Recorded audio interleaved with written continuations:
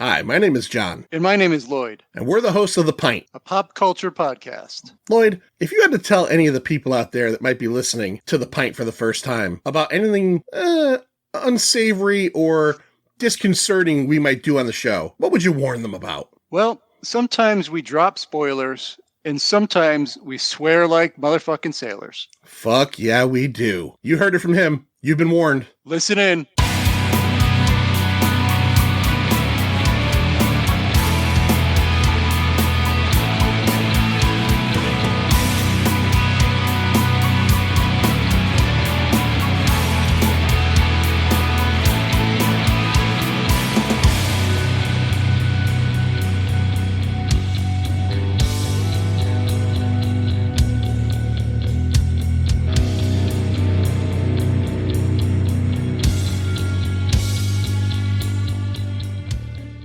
Successful test. I guess so. I think we better split up. Good idea. Yeah, we can do more damage that way.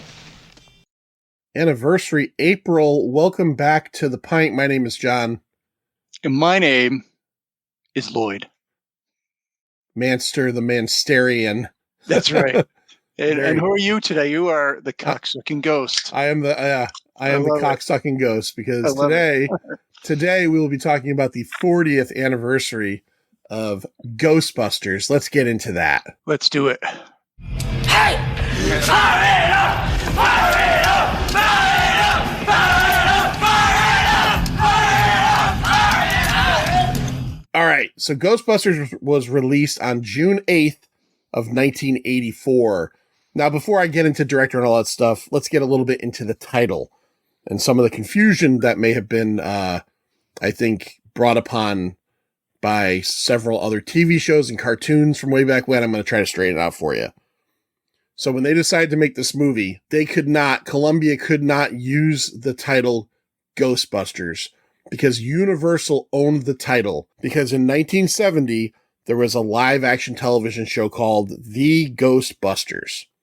So originally, they were going to call this movie Ghost Stoppers or Ghost Breakers. Imagine that. Who are you going to call? Ghost Stoppers.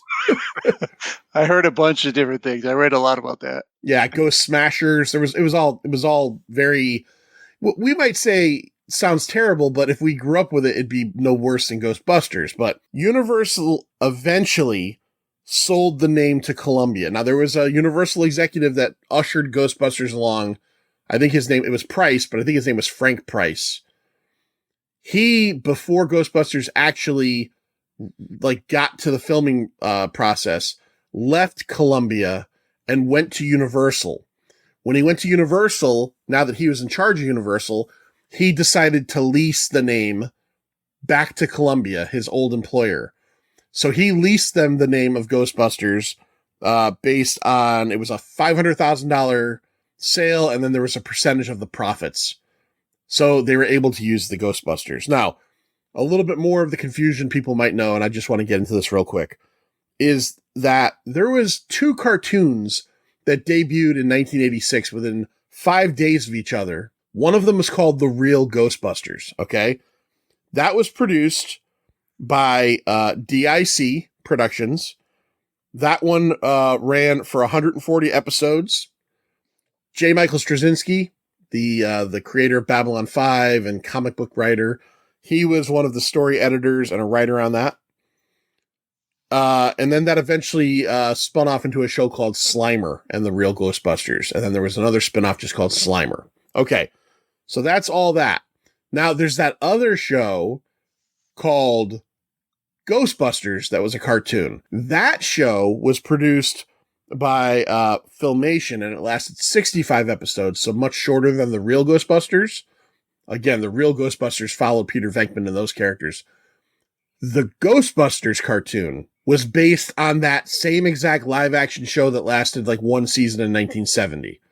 So that's where a lot of the name confusion came about, and that's why in the 80s, if you ever look up cartoons of Ghostbusters, there were two separate shows running at the same time called The Ghostbusters. One of them was Real Ghostbusters. So I didn't watch either when I was a kid, but I was always like, why is there one that's about the guys from the movie and one not. So this is the reason why. One was based on the TV show that had the name originally, blah, blah, blah. So I just figured I'd give you that little history lesson there. All right.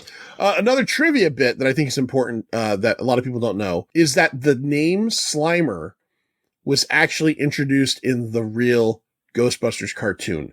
They did not call that little green ghost Slimer in this film at all.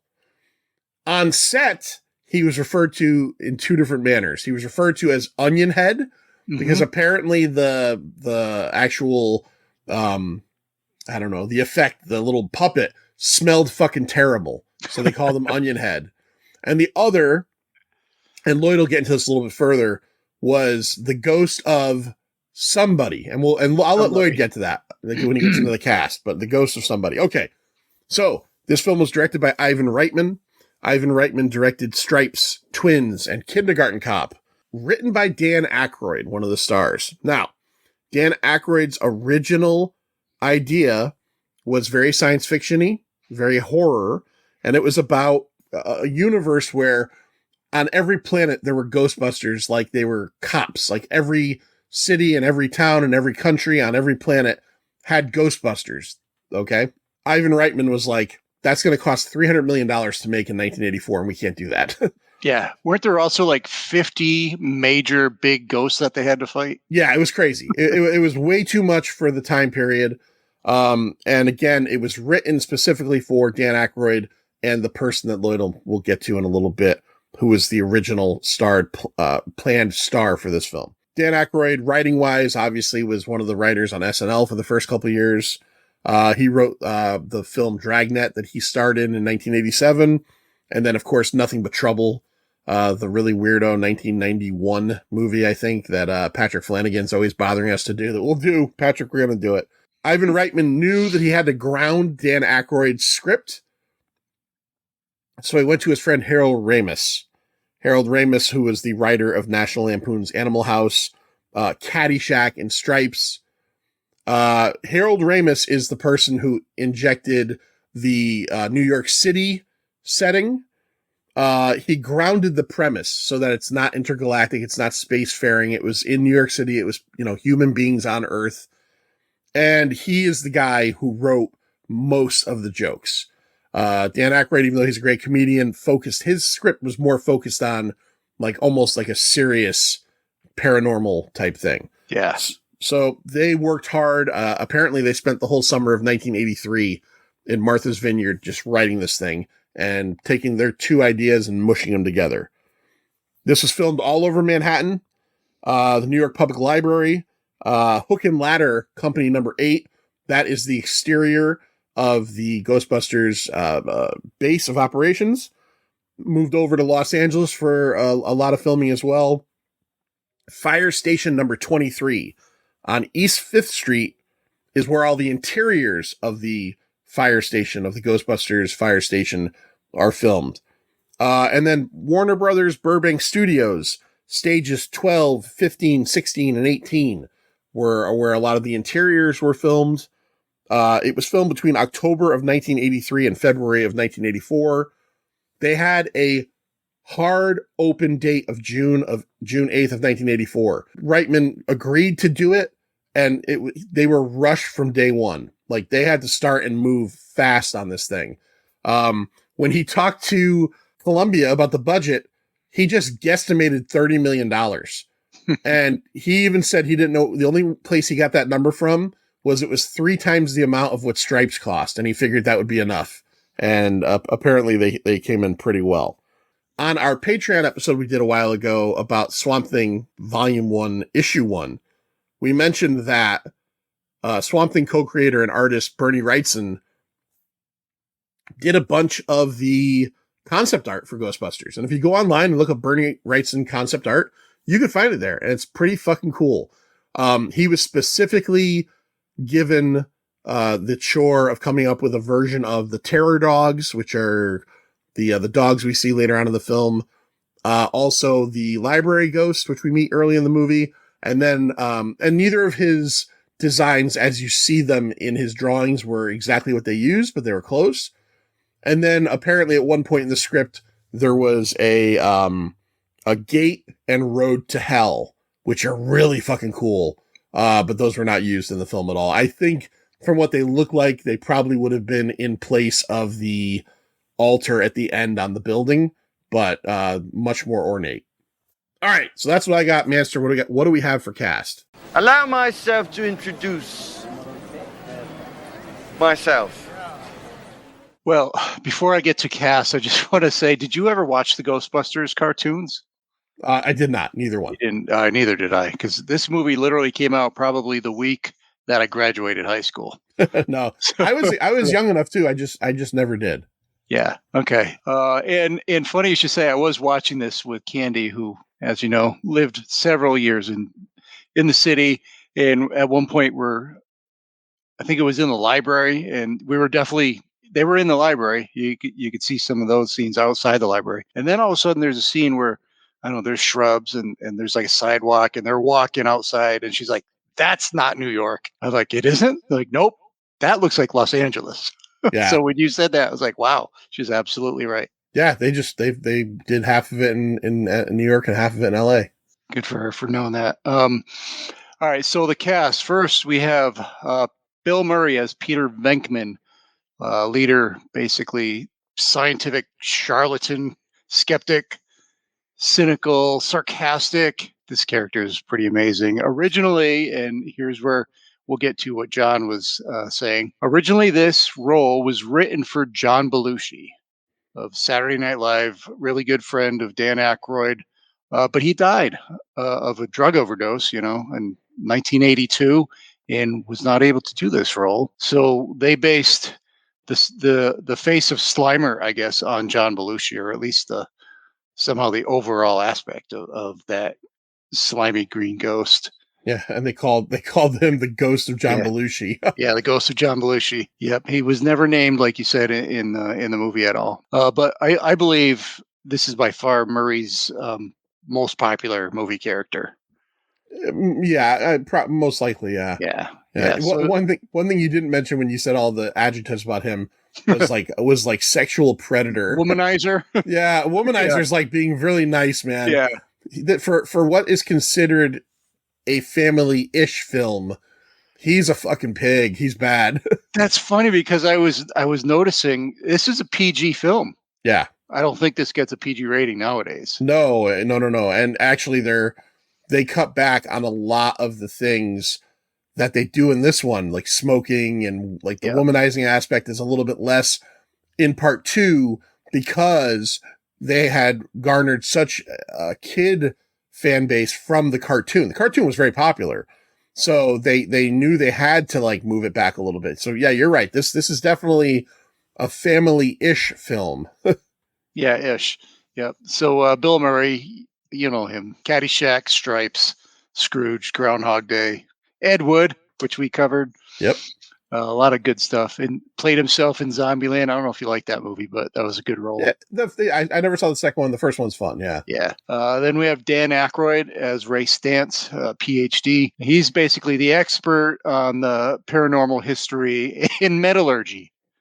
Don't forget metallurgy as well.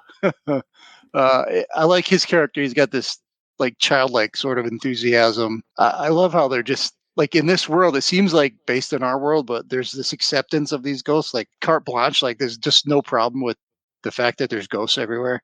Yeah. Once they start popping up everywhere, I guess you just accept it. Yeah. Right. So he's basically the heart of the Ghostbusters, created their equipment along with the next guy.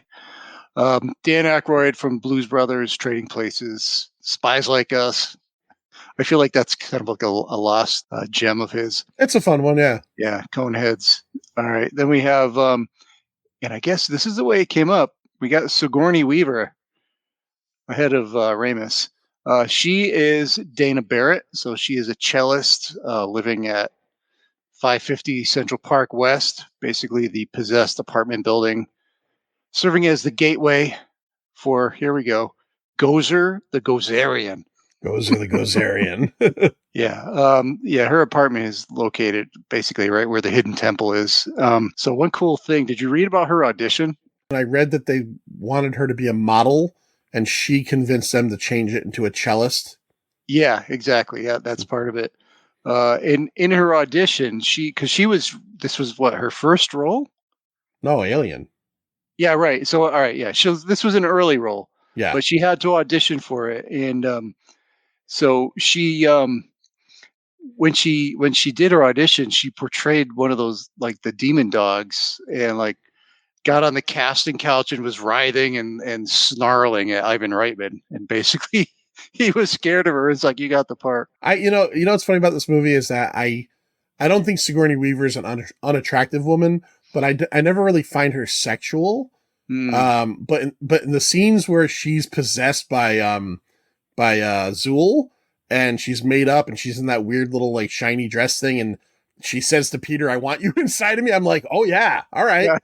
Yeah. I'm glad you said that, because you mentioned to me last week that you don't find her attractive. And I'm watching this movie. I'm like, I have never seen her more attractive in anything than right here, especially just like you said, in those scenes. There's a line, right? Like, and I have a star that I use for this all the time. Sigourney Weaver is attractive. I just don't find myself sexually attracted to her. Mm-hmm. There's kind of like you could be beautiful, but maybe not sexy. Prime example. Prime example. Jennifer Garner is a gorgeous woman, but I don't look at her and go, "Oh, I'd bend her right the fuck over." Like there's not really a sexy element to her to me. I do see what you're saying there. Yeah. She's very pretty. Man, you'd be lucky to go out on a date with her. You married her, hey, look, man, you've got a fine looking woman on your arm and a smart one and an actress.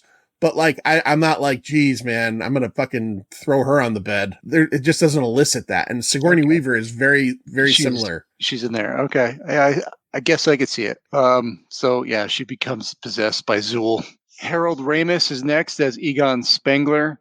He's basically the socially awkward guy, the brains of the Ghostbusters. So other people that were considered for this role, and I love some of these: Christopher Walken, John Lithgow, Christopher Lloyd, Jeff Goldblum. So I think all those guys could play that. I think they could have played it well, but I love Harold Ramis. He's awesome. And I was reading, doing research on this movie, and I haven't seen this movie in a while, but I had never noticed it before.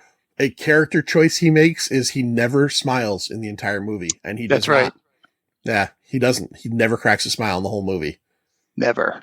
So yeah, you'll know him from Stripes, also in Groundhog Day and High Fidelity. Writer of lots of great movies. I think you mentioned most of these: Animal House, Caddyshack, Stripes, Back to School. He directed Vacation. Now we got some supporting actors. You got Rick Moranis as Louis Tully, Dana's nerdy neighbor. He's an accountant and tax attorney. I did a lot of reading on this.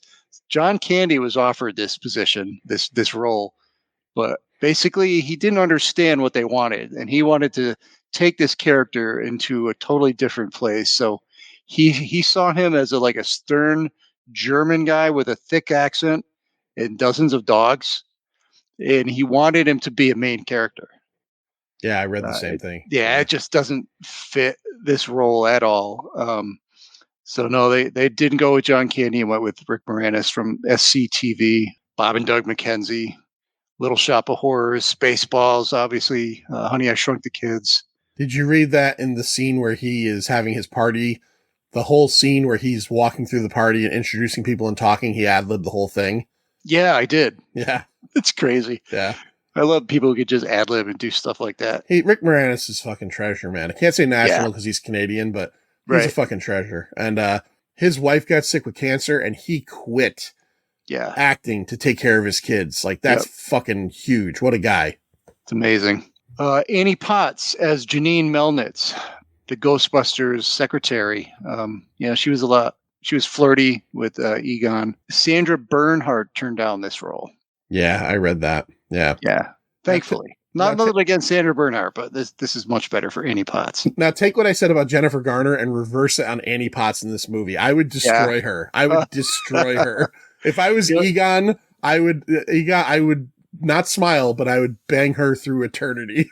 Yeah, right. You love that librarian, big glasses look, right? She's just cute in this movie, and she has the great fake New York accent. And I had read, I don't know if you were getting to this or not, but on her audition, she didn't really have a character planned, and she just took the glasses off of one of the makeup people Yeah. and put them on and then threw on the New York accent, and they hired her right away. Yeah. Yep. Basically, that's it. She was in Corvette Summer, Pretty in Pink, Jumping Jack Flash, and Designing Women on CBS. I think that was the biggest thing of her career. William Atherton as Walter Peck. I believe we've talked about this guy before somewhere. Die Hard.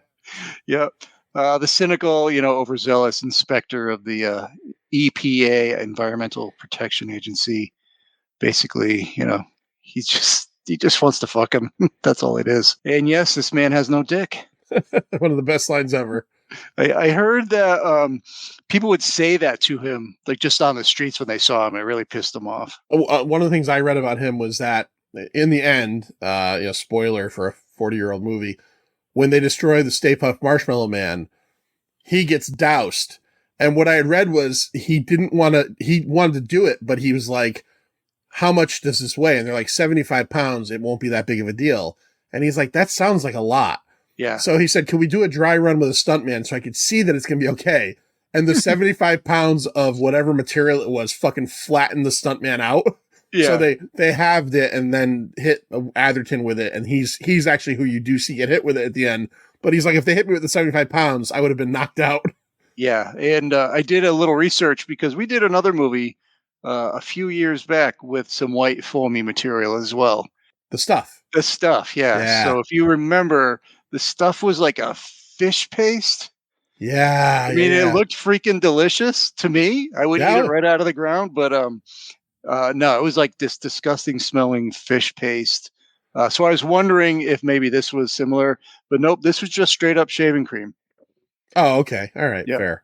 Yep. So yeah, like you said, 75 pounds knocked over the stunt guy. So well, and what he said to them when they said that was, he's like, they're like, it's 75 pounds, but it's just shaving cream. Yeah. And he said 75 pounds of feathers and 75 pounds of lead is the same thing. 75 pounds. It's 75 pounds. All right. So moving on, I'll go to one more. Obviously, Ernie Hudson as Winston Zeddemore. He's not a scientist or anything like that. He's just hired when business picks up. He serves as the everyman of the team, the voice of reason. As written, as, Dan Aykroyd's original script, much better type character with a much richer history, like military history. Yeah, he was unfortunately didn't make it into the movie. And it was going to be Eddie Murphy. And right. That's why team. When Eddie Murphy didn't sign up, they lessened the Winston Zeddemore character to be just the part-time guy they hire halfway through the movie. Yeah. Yep. And also offered this role was Yaphet Kotto, who we'll be talking about again real soon. But he had to drop out, obviously. So Ernie Hudson, he's basically, looks like he's 40 years old, and he's about, 75, 76, something like that. He is, yeah. Well, that's been a big thing lately because he's in the newest Ghostbusters film, which is out now. Yeah, and it's like kind of like the internet, news of the week is he's 78 and he looks fucking awesome. Yeah, like awesome, incredible. And that's it for your cast. All right, so we start off at the New York Public Library, and little old lady librarian's walking through, and all kinds of weird stuff's happening around her. She starts to walk down the hallway there, and the drawers of cards start popping open, the Dewey Decimal System, as it were, and the cards start flying in the air. And as she starts to panic and run down the hall, she sees something, her face lights up, and we get the Ghostbusters music and logo. By the way those cards were all shot into the air was they fed copper tubing into those racks, and then they just blew air and just shot it all over the place. And then they had to pick them all up and do it all over again because they didn't do it in one take. Oh my God. Well, at least they didn't have to put them in real order, right? Yeah, right. Yeah. So we start off, we're in New York City, and we have 3 college professors that all have an office together. Ray Stantz, Peter Venkman, and Egon Spengler, as we mentioned earlier. And it starts off where we kind of meet Peter, and he is doing an ESP type experiment with 2 college students. College students, by the way. a very hot blonde character actress from the 80s who was on TV all the time, Jennifer Runyon, and then a very doofy looking white dude. And he is essentially telling the white guy that he's constantly wrong and hitting him with a shock, and telling the beautiful blonde that she's constantly right, even though she's not right because he just wants to fuck She's her. never right. And he is never right. He's right more. He's right at least once. Yeah, And one of the best lines in it is when he says, if you shock me again, I'm going to leave. And Venkman's like, well, you're not going to get paid. And he sits back down and he gets shocked again. And he's like, you can keep the $5. Yeah.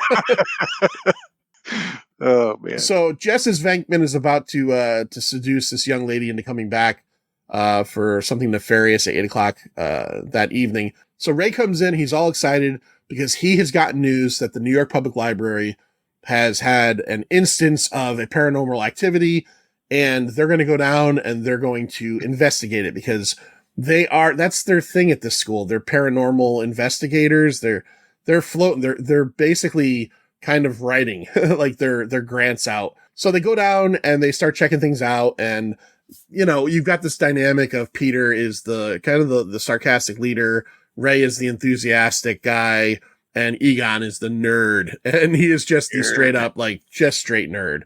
But he's very smart, and he has all this equipment that they use. So they go down there, they got the trusty, the PKE meter, and they're checking it out. They're getting some psychic residue. At one point, they find a little bit of slime, which is left behind by ghosts, we learn in this universe. And eventually they run into this very beautiful looking ghost in the library. The pink librarian, right? Yeah, she's kind of like sitting there reading a book almost. And they decide that they're going to contact her and talk to her. But what does she do very librarian-ish the first time they try to talk to her? Yeah, she turns to them and puts her finger to her lips and goes, shh. She shushes them. Yeah. And then they decide, well, we got to try this again. So one of us has to go try it again. Seems like Ray is the guy they put a lot of this upon.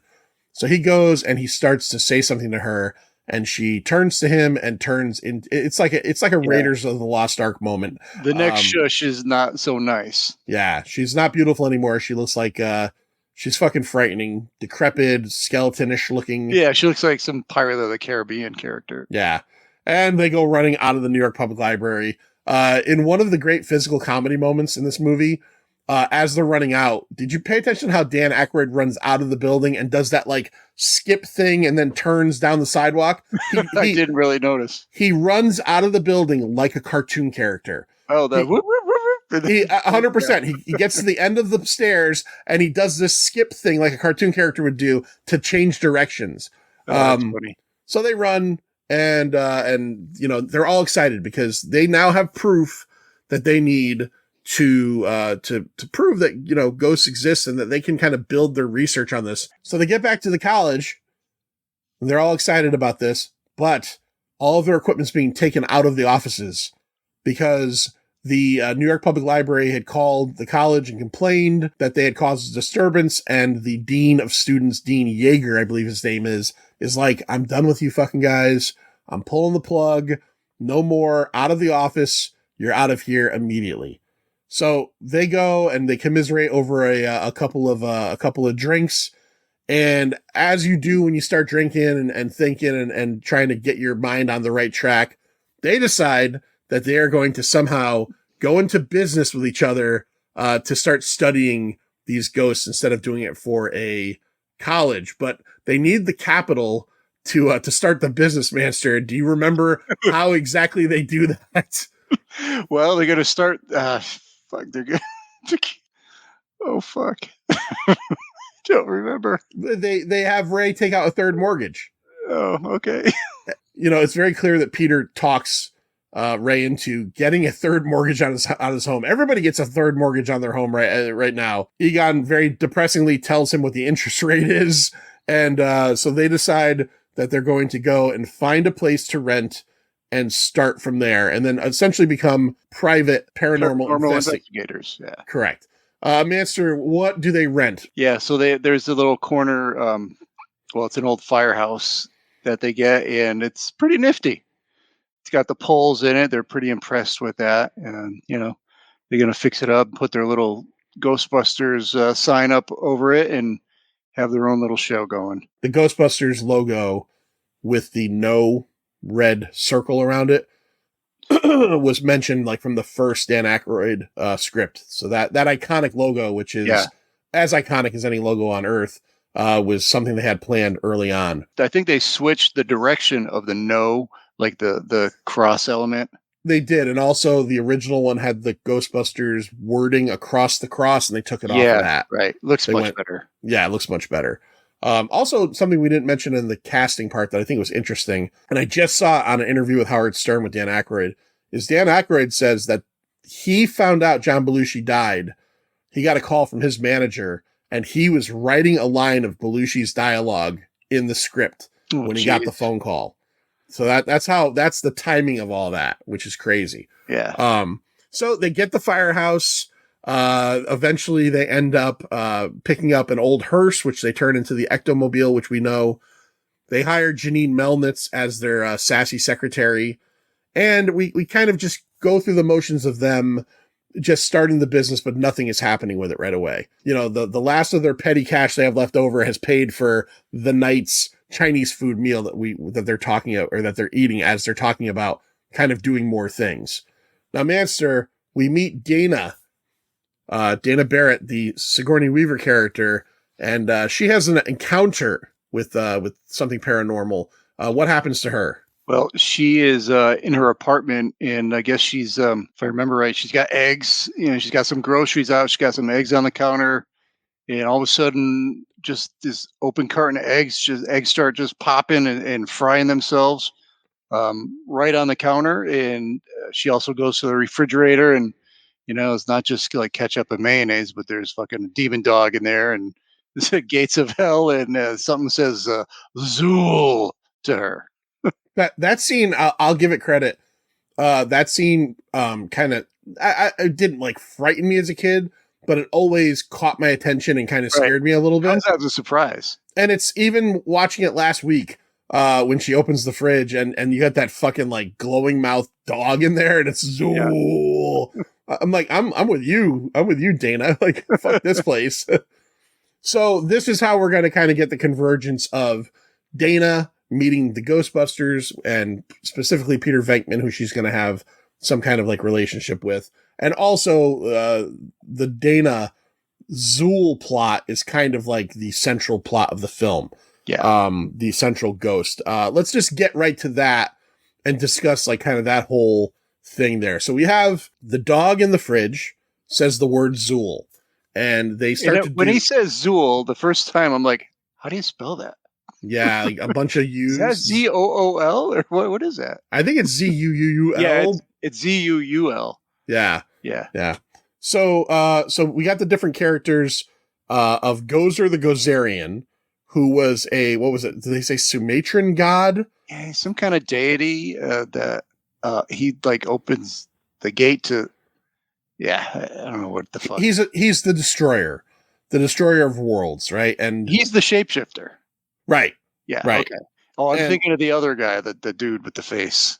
Well, Gozer is the woman at the end who becomes the Stay Puft Marshmallow Man. Who, by the way, did you read who the original person they wanted to play that character was? I did read that, and it's escaping me right now. Yeah. Paul Rubens, aka Pee Wee Herman, was going to be was the original choice to play, and for whatever reason could not. Gozer the Gozerian is coming back to the world to take the world essentially down and into a hell dimension. Usher in the apocalypse and all that good stuff. The architect of Dana's building back in the 1920s or 30s, Ivor Shando, was a follower of Gozer, and basically had the building built to be a tuning fork to start bringing all these like forces together. Now we also have the Zool character, who is Zool is the gatekeeper of the Gozer. gatekeeper. Right. And Vince Clortho, the keymaster. Now, something I never noticed about this movie before is so Dana, Sigourney Weaver, eventually becomes possessed by Zool, the keymaster.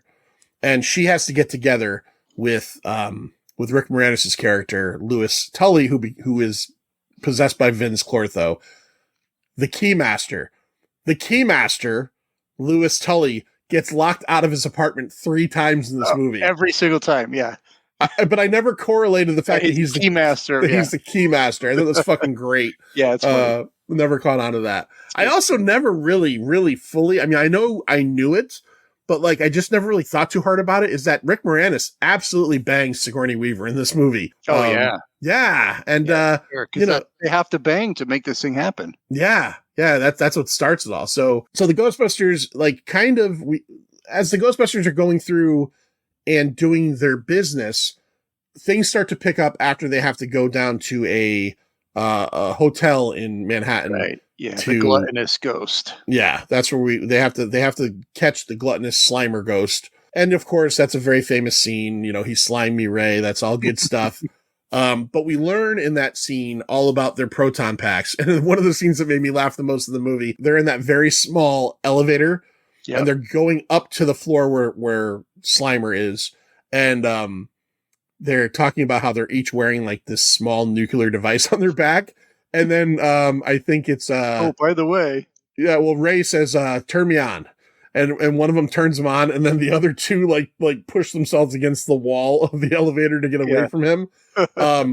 But what do we learn about the proton packs? What's very important to remember about the proton packs? Well, what's super important is that you cannot cross the streams.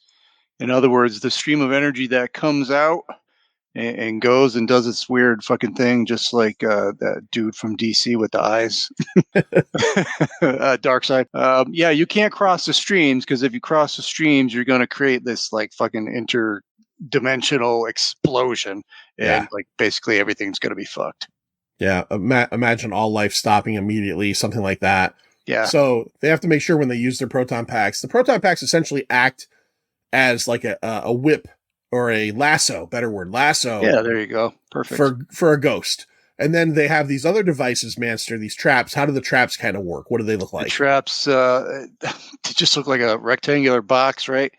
You put it down, you open it up, it kind of like a bear trap, it opens up, and then you just lasso these ghosts, and you just guide them down, and it sucks it right in, then you close it.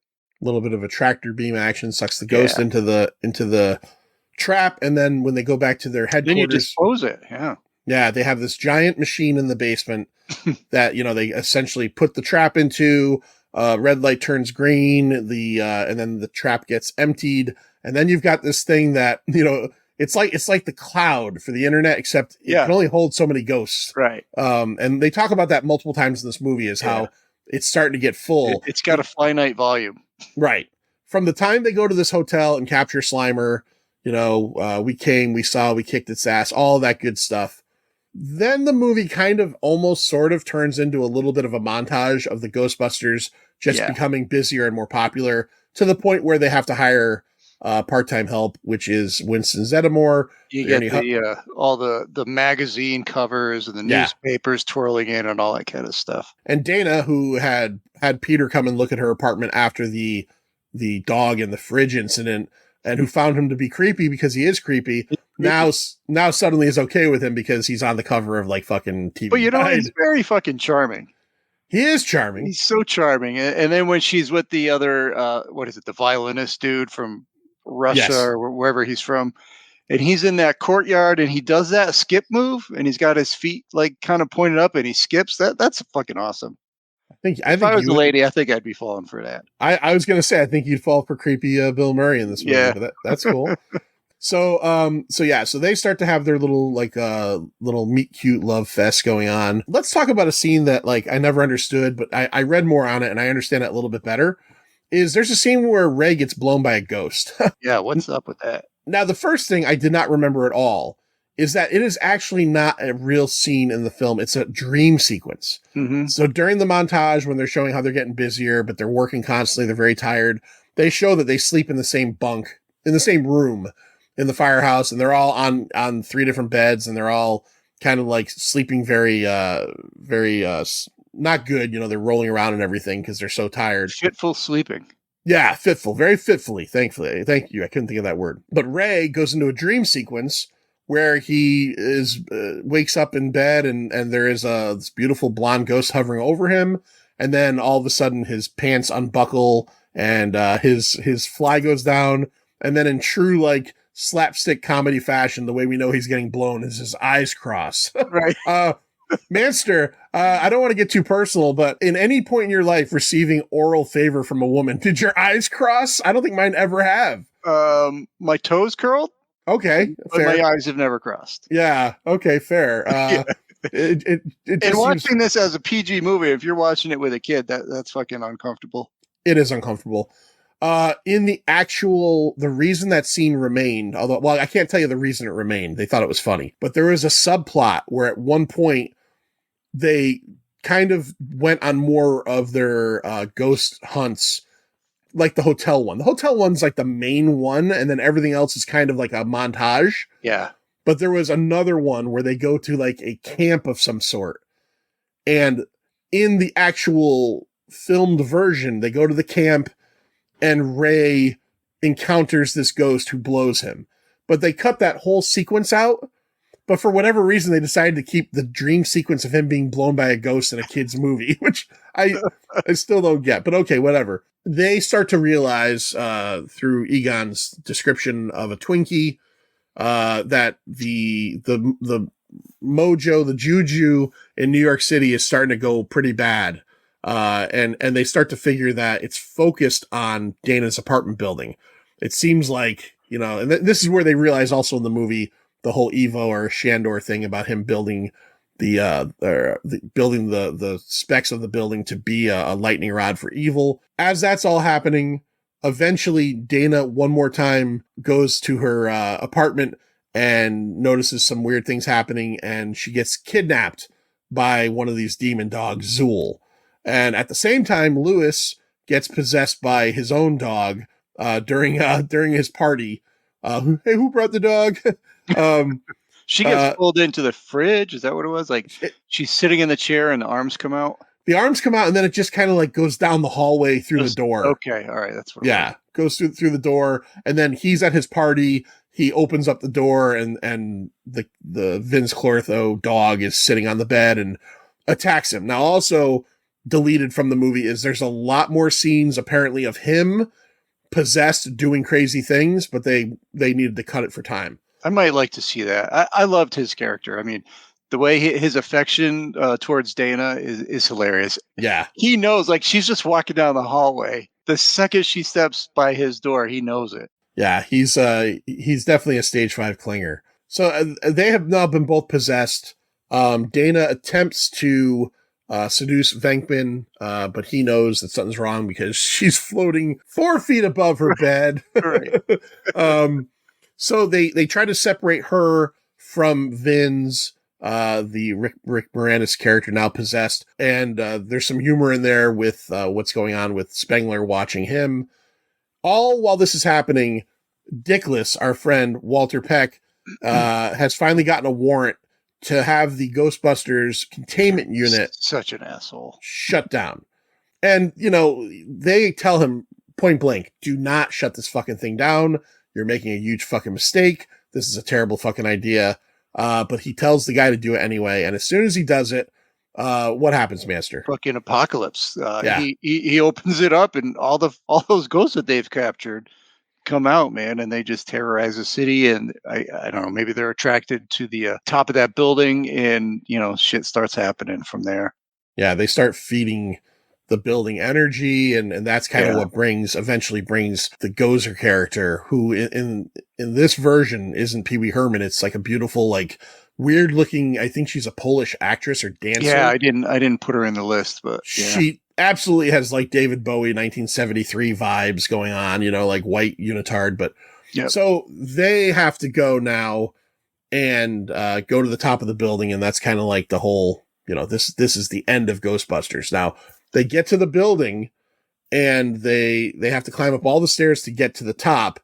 And once they get to Dana's penthouse, they see a set of stairs, which also another great line, like, where do those stairs go? They go up.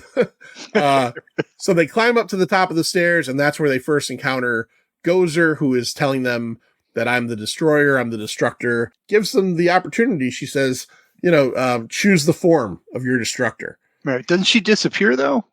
She does, because she becomes the form. Yeah. Yeah. So she tells them, choose the form.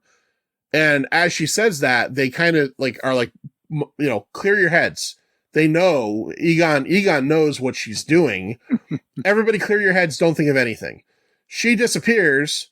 And then we kind of hear all this fucking racket happening. Heavy thumping footsteps and shaking, what's going on? And they see on Ray's face that, what did you do, Ray? And I couldn't help it. Couldn't help it. Now, earlier in the movie, when Dana was putting her groceries away, right next to the eggs that blew up, there was a bag of marshmallows called Stay Puft Marshmallows. I think there was more than one reference to it earlier in the movie too.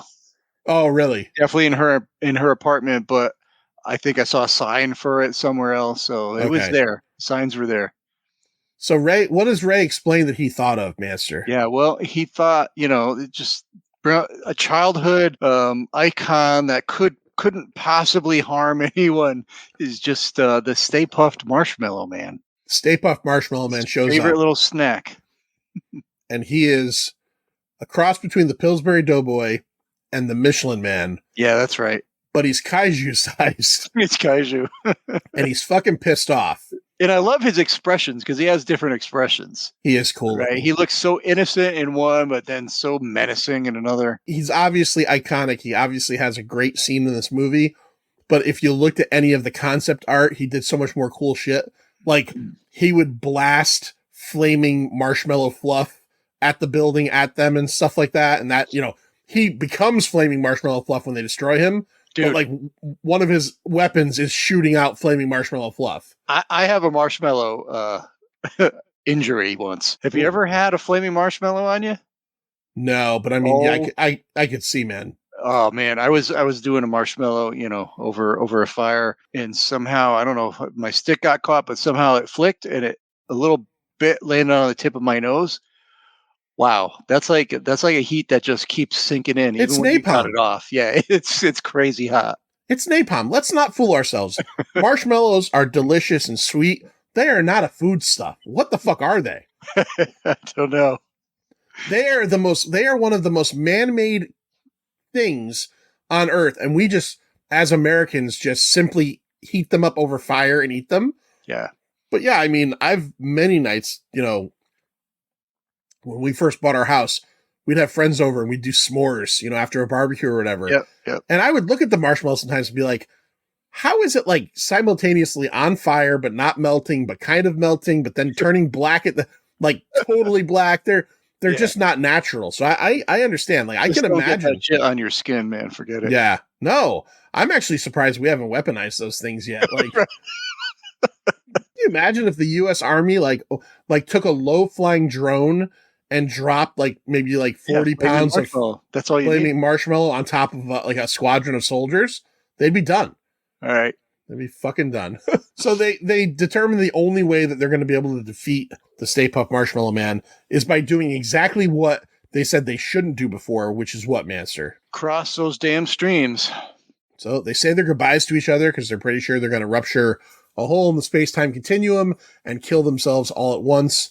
And they one at a time blast open their proton pack. By the way, the sound effect of the proton pack turning on is fucking awesome. Oh, yeah.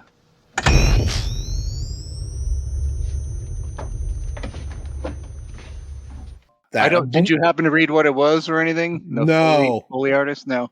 Me neither. I'm just wondering. I love that sound. It sounds like something powering up, which I love, And then they start to meld their streams together, and they concentrate the 4 streams at the Stay Puft Marshmallow Man until he blows up from it. Yeah. And rains fucking, like you said, hot marshmallow everywhere. Almost kills Walter Peck. They're covered in it. They managed to save Dana and Lewis from their... Yeah, they were trapped inside the dog. They became statue. Yeah. Get them out of that, and essentially the Ghostbusters are brought down to the streets of New York City, and they're hailed as heroes.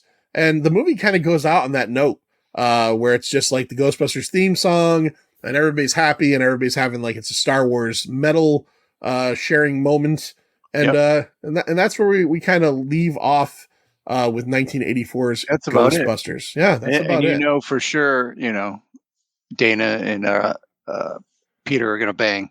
Yeah, oh yeah. Yeah. He kisses her, I think, and she's like, he just saved her from being a dog. Like, Yeah, your girlfriend's a dog. yeah, if you're ever gonna throw a fuck at a guy, let it be for that, Yeah.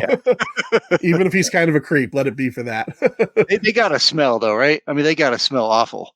Oh yeah, well, I mean, it's got to be offset kind of by that marshmallow smell. Yeah, I like that could be, smell. yeah. Like a lot of sweat, but also a lot of delicious marshmallow smell. Yeah, a lot of dog sweat and If you look hard enough, dog hair. I can't tell you exactly where it is, but I have seen it on YouTube. A pre-porn or during early porn, Ron Jeremy is one of the people on the New York streets when the ghosts start escaping from the Ghostbusters containment. Yeah, you see, and it's clearly him. He's younger. So you could check that out. Ron Jeremy in Ghostbusters. All right, Manster, let's talk about the box office. What's in the box? What's in the fucking box? All right. So the budget for Ghostbusters was, I got a range, but I think it's closer to 30. So 25 to 30 million. Yeah. The U.S. Opening weekend, it made 13.6 million. That weekend, you had number 5 was Beat Street. You know what that is? It's it was a hip hop movie. Yeah. Okay. Yeah. It was kind of like Breakin', but Breakin' was the Cannon group. Beat Street was somebody else. Okay. I'm just not familiar with that. Number 4 of that week was Star Trek 3, The Search for Spock. I know that. Second week. Number 3 was Indiana Jones and the Temple of Doom in its third week. Number 2, first week, was Gremlins. And number 1 that weekend was Ghostbusters. Wow, Gremlins and Ghostbusters in the same weekend.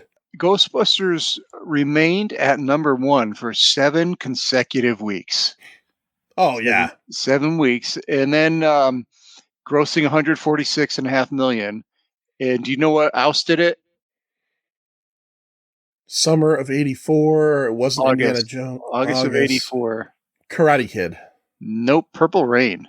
Oh, Jesus. Okay. Yeah. And then I know afterwards it did go back to number 1 and it spent some more time there. So for 1984 worldwide, because, numbers are so hard to find around these days, they're conflicting. So domestically, I read that it made 229 million. Number 5 that year was Karate Kid. Number 4 was Gremlins. 3 was Indiana Jones and the Temple of Doom. 2 was Ghostbusters. And number 1, Beverly Hills Cop. Yeah. It's just like a repeated joke on the show. Yep. Then it was actually re-released in US and Canada the next year, 1985. And then it was released again in 2014 to celebrate its 30th anniversary. It's had a lot of limited releases, but all told, the film has earned 295 million. We'll talk about her rating, but it's a classic of summer blockbuster cinema. It's a classic of comedy, science fiction cinema. It's a classic film. Yeah, for sure. Yeah. All right, let's rate this thing. Are those your grades? Yeah. I don't think that I deserved an F. Do you? 0 to 5, 0 being the worst thing ever, 5 being the best thing ever, quarter and half scale optional. I'll go first. I am not a huge Ghostbusters fan. I said it. I am a man who was probably 9 years old. Yeah, 9 years old when this came out. And you would think that I'm one of those guys that's like, I love this movie more than anything. I am not. I don't think you have to put things like against each other, but I'm a Back to the Future guy. Like, I love Back to the Future. I think Back to the Future had 2 excellent sequels.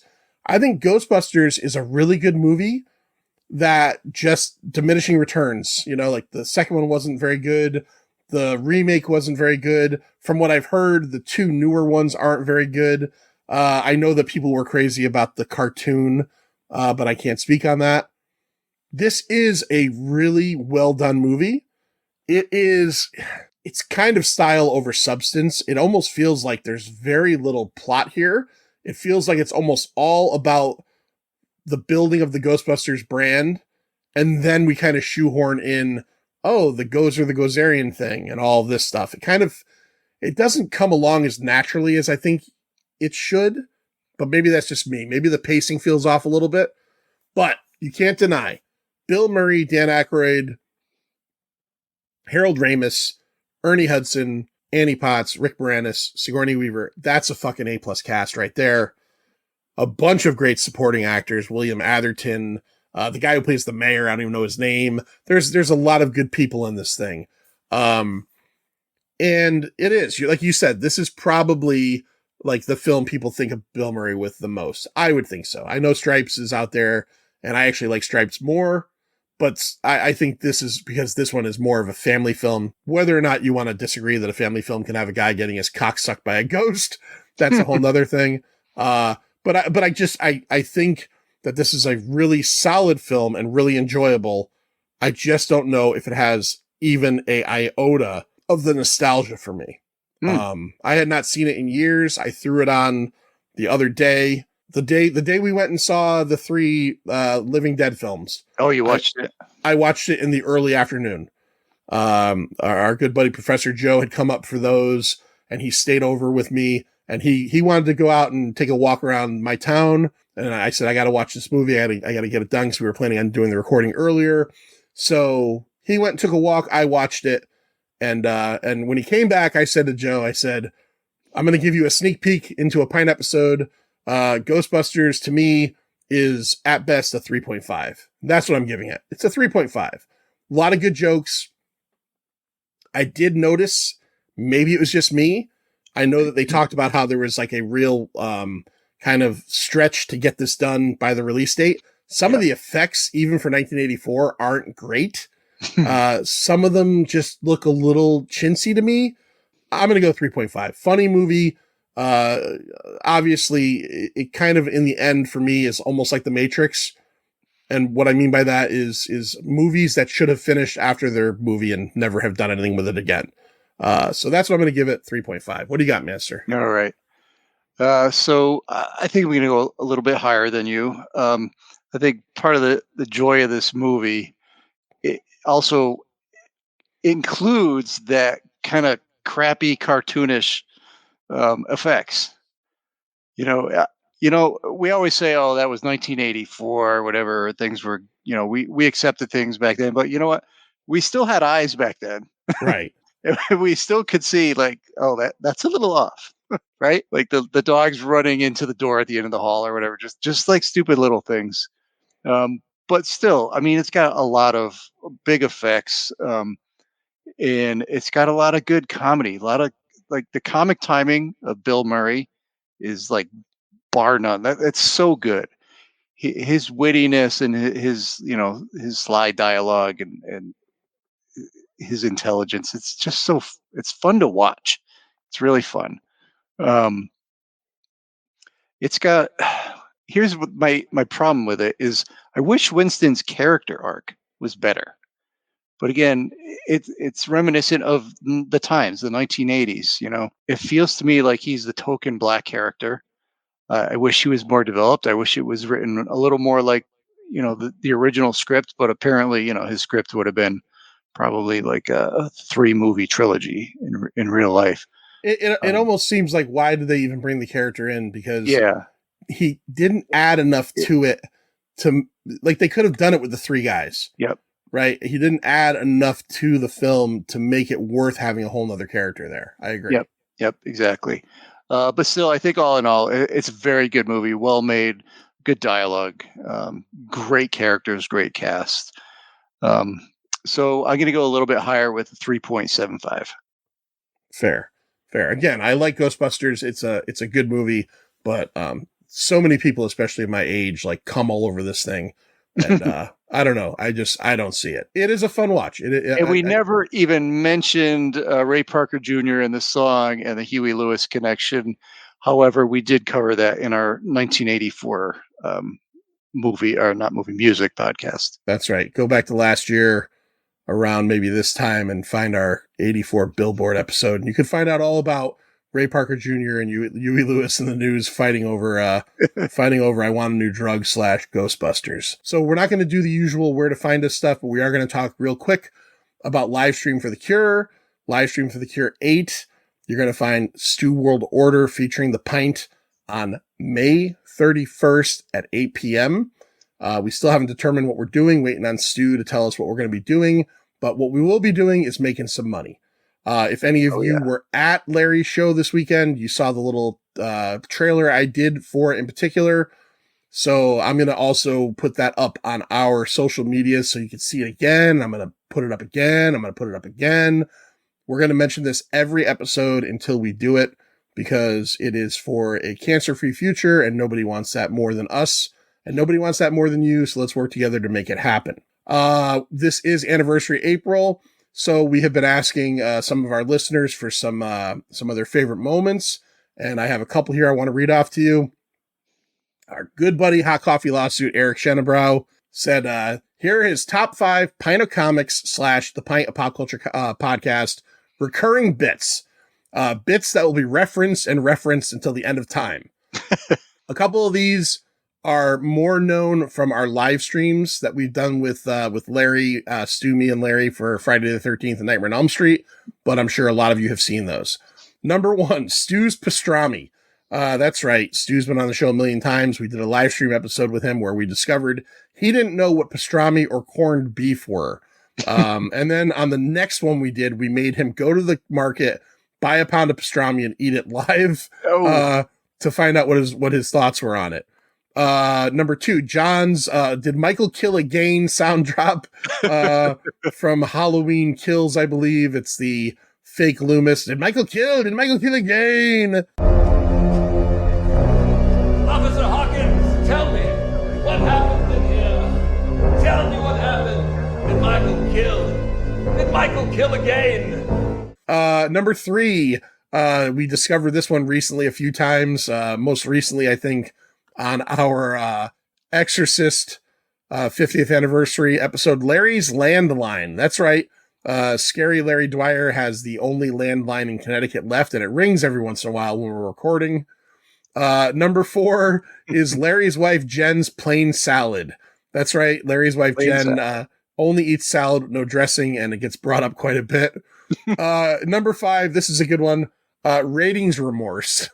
Lloyd's Jurassic Park rating where he overrated. And my The Thing rating where I underrated, and we bring it up multiple times. Yeah, we do. And then this is my favorite part here. Honorable mentions. Lloyd is old. Lloyd is hot. Those are both very good. Let me just go over to our patron here. Hold on one sec. So our buddy Beautiful Bob Howard. Love Bob Howard. Love you, Bob. We put down my favorite. Bob said my favorite episode was when John did his best drunken Pat Summerall. I had to pull over because I nearly choked to death from laughter. I do remember that bit. It was, I think, during a Pick Your Poison episode. Yeah, that was one of my questions. Yeah. Yeah, and I think it was Sir John was still on, and I think someone else was with us. Lou.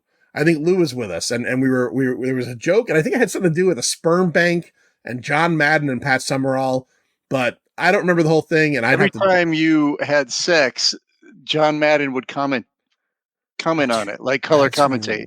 That's right. It was like one of the qualifying questions was, is Pat Summerall going to be there or something like that? Okay.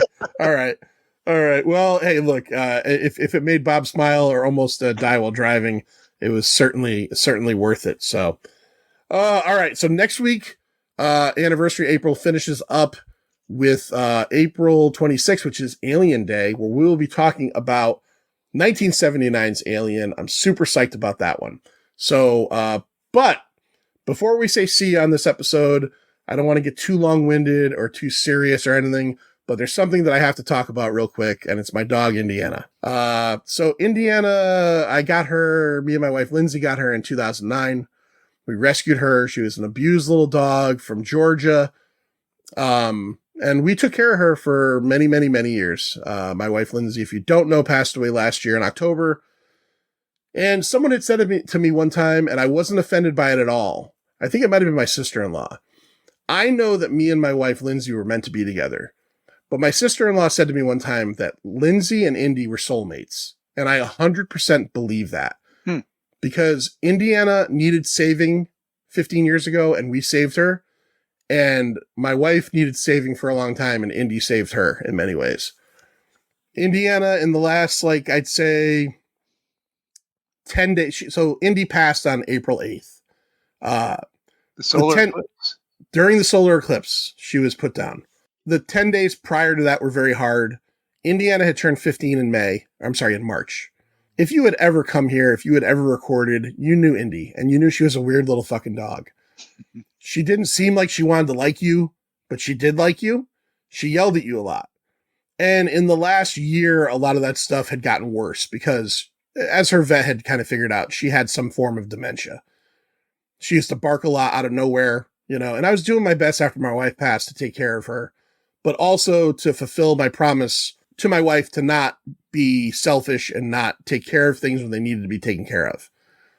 The 10 days prior to Indy's death, things became pretty heavy with her. She started to suffer from seizures and strokes. Couple Saturdays ago, I had to rush home from work and take her to the emergency vet because my father-in-law, who would feed her in the morning when I was at work, told me that she slumped over and couldn't move. So there's a lot of scary stuff going on. And there was about a week in between where nothing seemed to happen. So about a Saturday, 2 weeks ago, I was supposed to go to CT GamerCon and hang out with Sal and the Robber Barons Inc. guys for the day. And as I was getting ready in the morning, I heard her it sounded like maybe collapsed or something. By the time I got to her, she was up, but she was blind.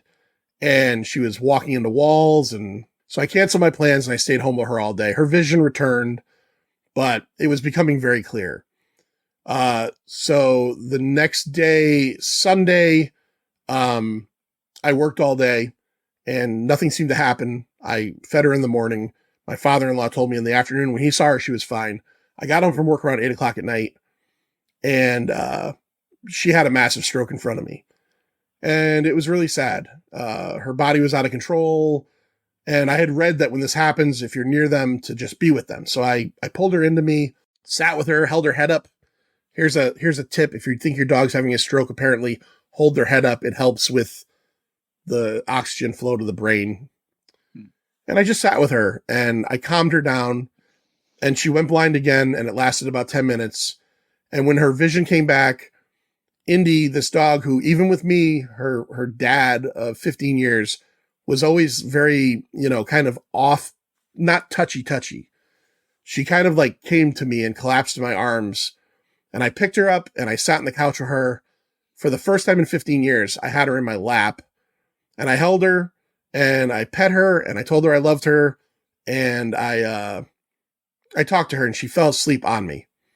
And I knew what I had to do the next day. So the next day I called my vet and told my vet had told me her blood work had come back from the week before and it was perfect. It was fine for a 15-year-old dog. Her heart was fine. But unfortunately, sometimes the brain doesn't always show these things without getting into further testing. And I knew her quality of life wasn't good. So I was going to have her put down Wednesday morning. My vet, who very much loved Indy, wanted to take care of it. And she said, but if something else happens today, just call us, we'll get her in. That was the day of the eclipse, April 8th. An hour after I talked to my vet, Indy was on her bed taking a nap and she had another stroke in her sleep. It woke her up. But the same thing, I grabbed her, I took care of her, and I called my vet and said, we have to do this. So I brought her down and we did it, and it was very easy. And I left that building with my heart actually full because I knew that I did the right thing. It was not easy to be in that room. Lloyd had come over the Saturday morning when she had the first one that I was there for and brought donuts and comforted me. And Indy gave him a kiss. Wow. Dude, it's the first time, and I know that she was saying something to me. Yeah. And, it was amazing. Yeah. So I tell you this on this podcast, not to depress you, but we went to Cult Classics this weekend, And we and I have a lot of good people in our lives. And, you know, I did put a social media post out about Indy because so many people had known Indy. You know, even if you didn't meet her or know her, if you listen to episodes, you're going to hear her in the background barking here and there. But people had asked. So, and I didn't want to have to tell the story a million times. So that's what happened. Indiana was 15. She was having strokes and it just looked like it was time. So I'm very comforted in knowing that I don't know what I believe in, but with all my heart, I believe that Indy is now with Lindsay and they are soulmates on a whole nother plane. And that makes me feel really good. I still have my boy Echo here with me. His new place for the last few months as we record is laying right next to me sleeping, which he's doing right now. So I get a lot of texts. I get a lot of messages and I just want to put this out there. I've had an extremely rough 6 months. And I get a lot of messages from people. Are you okay? Are you okay? I am okay. Because of friends like Lloyd, because of people like you guys who check in on me. And I'm not trying to be, you know, too serious here, but, I just want everybody to know I am okay. It has been a rough 6 months. I'm not the first, you know, Neil Peart, the drummer from Rush, his wife died of cancer. And then I don't know, 2 months later, his daughter died in a car accident. So this shit happens. Like this is, you know, I know that I'm not the only one, but you know, unfortunately in life, sometimes you're going to get dealt the Neil Peart hand. And I guess I got the Neil Peart hand for a little bit, but I'm okay. Because, you know, I saw a ton of people at the Cult Classic show and I know people are concerned. So I just want to throw that out there that I'm good. You know, it's not easy every day, but moving forward and, you know, and all that. And Manster, again, not to bring it up here because, you know, we talked about it, but you coming over that morning, you know, was fucking massive. You brought Neil's Donuts, which is fucking even more massive. And you know what? I didn't say it to you that morning, but Indy kissing you, that was part of the reason why it was easy for me when I had to have her put down. Because I knew in a way, like she was saying like her things to people and, you know, I felt that. So. Well, I felt it too. And, you know, I'm there for you, brother. Oh, I know. All right. So next week, Alien. And until next time, see ya. See ya. It's over, Johnny. It's over! Nothing is over! Nothing! You just don't turn it off!